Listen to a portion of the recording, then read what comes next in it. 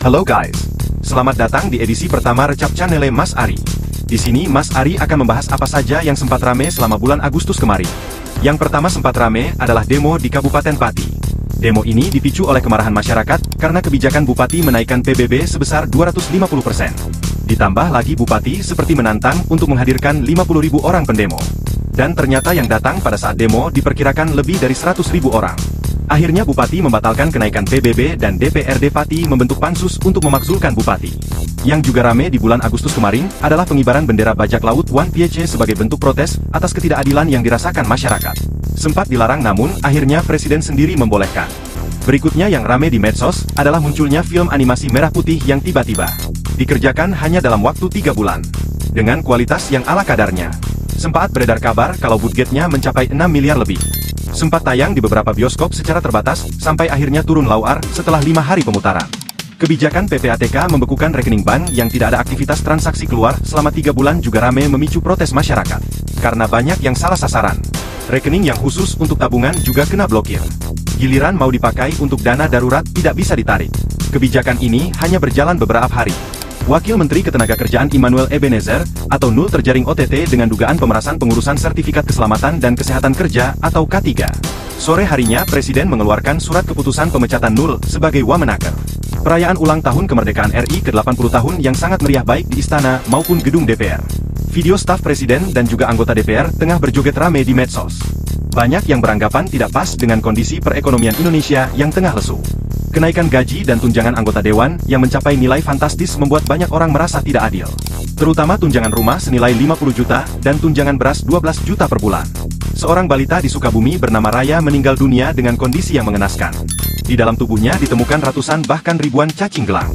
25 Agustus 2025 terjadi demo di depan gedung DPR RI, memprotes kenaikan tunjangan DPR, terutama tunjangan perumahan dan beras, serta tuntutan pembubaran DPR.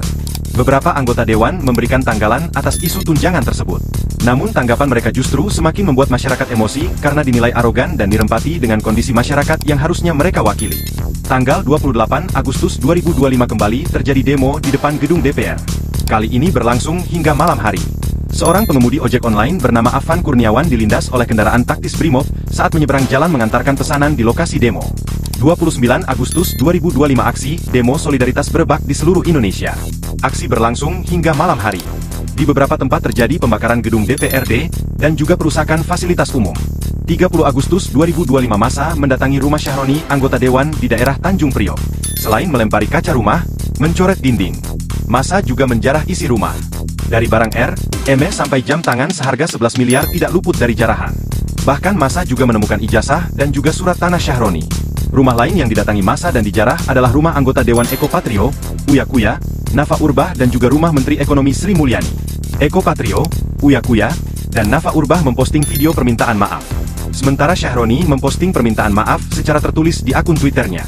Diketahui saat ini Syahroni tengah berada di luar negeri dan menolak untuk kembali ke Indonesia untuk sementara waktu dengan alasan keselamatan dirinya dan keluarga.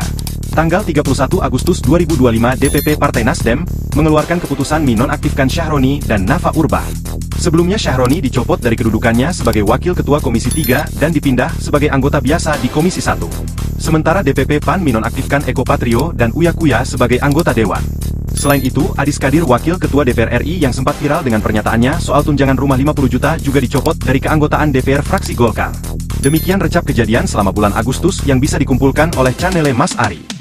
Jangan lupa like, share dan subscribe jika konten ini bermanfaat buat kamu. Terima kasih sudah menonton konten ini. Sampai jumpa di edisi recap berikutnya. Bye-bye.